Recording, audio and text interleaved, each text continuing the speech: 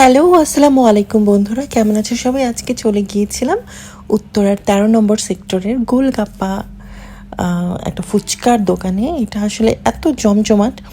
আজকে আমার একটা ফ্রেন্ডও আমাকে এটা খোঁজ দিয়েছে, বলল যে অনেক আম, ভালো একটা রিভিউ। এবং এসে দেখলাম মানুষ লাইন ধরে ধরে ফুচকার অর্ডার দিচ্ছে।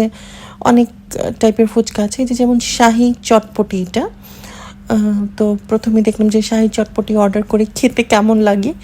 তো শাহি চটপটি খেয়ে দেখলাম যে অনেক ইয়ামি, অনেক মজা, খুবই ভালো লাগছিল, অনেক টেস্টি, খুবই মজার ছিল। আমার কাছে খুবই ভালো লাগছে। 10-এ আমি কত 7 দিব। ঠিক আছে, মানে টেস্ট একদম অনেক বেশি ঝালও না, অনেক বেশি টকও না, মানে অ্যাভারেজ ভালো ছিল। তারপর শাহি ফুচকা খাবার পর দই ফুচকা ট্রাই করলাম।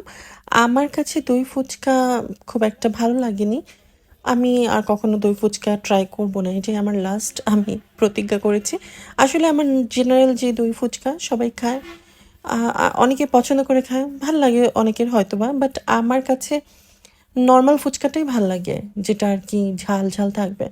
ফুচকার মধ্যে দই দেওয়াটা আমার কাছে এতটা রিফ্রেশিং লাগে না, আমার কাছে এত ভালো লাগে না। তবুও যারা যারা ভালো লাগে কমেন্টের মাধ্যমে জানাতে পারো। খুব ভালো লাগছে, মজা ছিল।